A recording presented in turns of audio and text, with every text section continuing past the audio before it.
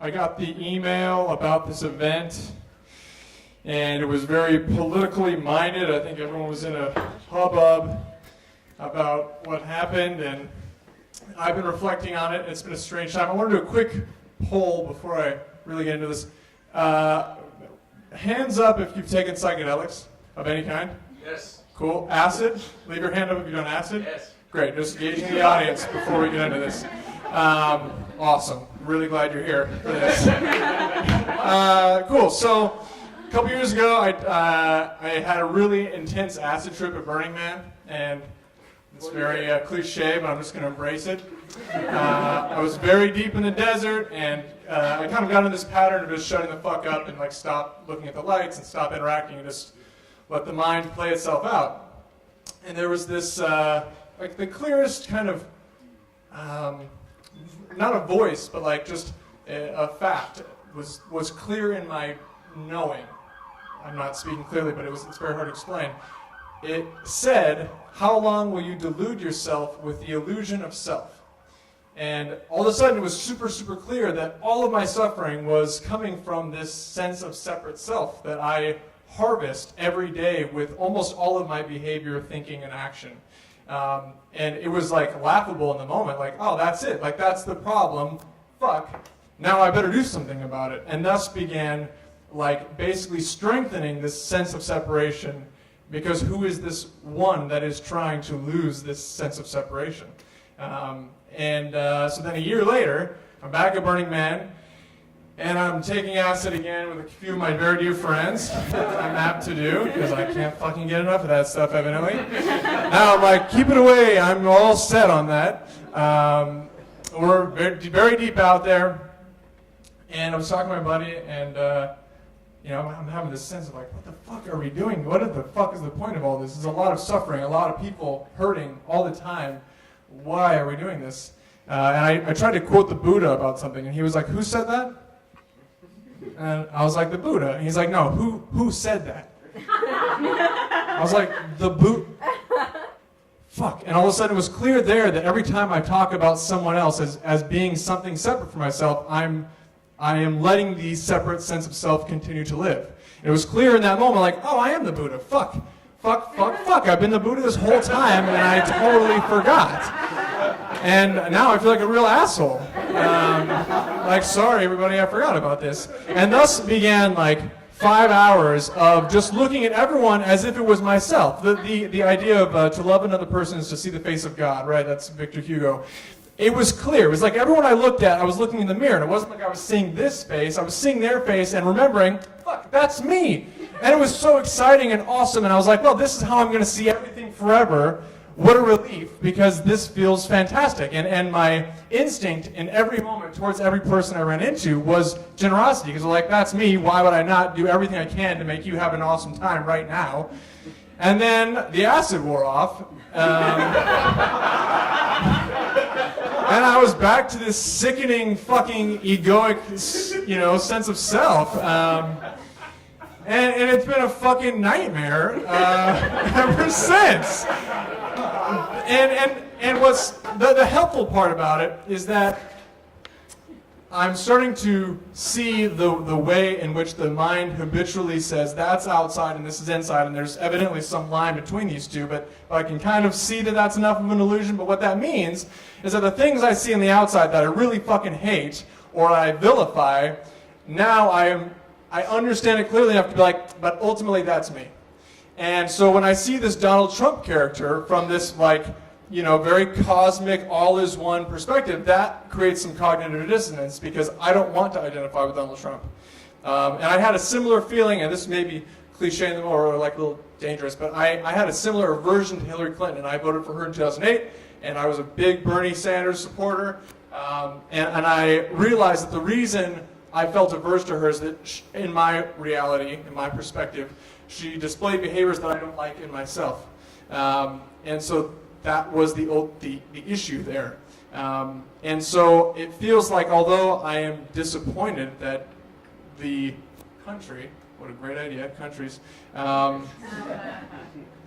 although this is the direction we're headed in, I I already know what it's like to feel hate and to have ill will towards other humans and to be greedy, and I feel like I can continue to vilify Donald Trump and feel good about myself, like I'm some kind of, better progressive dude, but like progress towards what in an infinite universe that's going in all directions all the time? Like, where are we going? What's the end goal in this universe?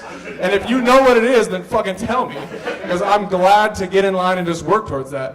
Yeah, it's been a really fucking weird time. I feel like, I guess I'll just wrap this up in saying I went to a 10-day meditation retreat this year for the first time, and I highly encourage that if you've never done it. Fucking rocked my world. It was like the most insane acid trip ever, except for I didn't take any drugs, and there were moments where I felt like I was on the purest Molly that there ever was, that I was just sitting there doing nothing. It was so amazing, and then you're like laughing afterwards, like, I guess I don't have to take Molly anymore, I just feel good. Fuck, dude, this is the mind I live with every day. Yeah, so I would encourage a meditation retreat if it ever tickles your fancy. And the strange thing about sitting here in this way, I felt compelled to speak in this way to other humans. But the weird thing is, like, who is feeling compelled to speak this way to who? Why? If I on some level know that that's me there, do I need to tell you this? And so there is a part of the mind that still views this kind of interaction as like a way of, propping up this old ego. But this seems to be the game that we're still playing.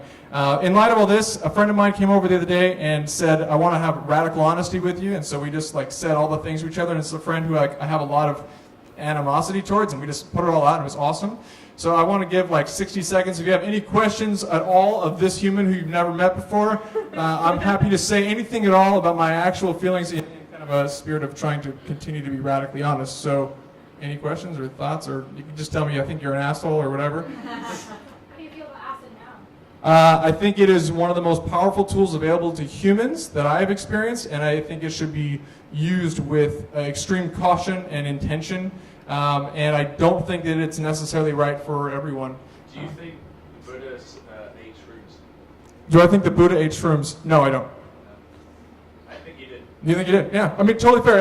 I can't say that I would have come into any of this information without psychedelics, but I could see how if someone was just sitting around and observing the breath, should get psychedelic. They walked around in the forest and just ate. I mean, possibly. Speculation. Yeah. Yeah. So what's your approach over the next 4 years, given that you've had this realization that Trump represents sort of behavior about yourself and others? Yeah, I mean, I think it's a moment-to-moment reality now of I have experienced, I think for the first time I've actually experienced being at peace, which I always thought was possible, and then I didn't take any drugs, and I sat down for 10 days, and I had it. It was like, oh, fuck, okay, this is possible. And it was independent of Trump or Clinton or Bernie. All of that stuff was superfluous. So I think my intention is to keep sitting and kind of working with greed as it comes up and desire. I don't know. I think it's very personal. I don't think that we will ever find ourselves at peace because the external world has finally organized it in a way that suits our mental projection of what it ought to be. Have you approached that level of serenity since the retreat? Man.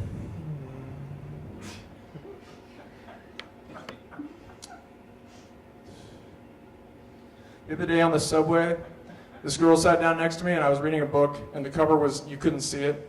It was Alan Watts. I've read a bunch of Alan Watts, and right, just pour it into my brain forever on repeat.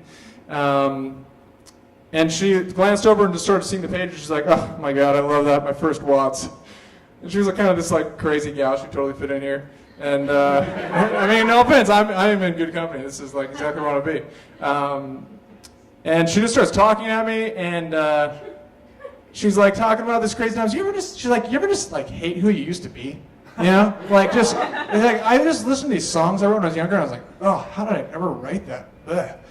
And she's just kind of going on and on, and then she's talking about being on acid, and she keeps looking at me with these eyes that say come on, you know the joke, pal. I'm you and you're me, and we're just playing this game together.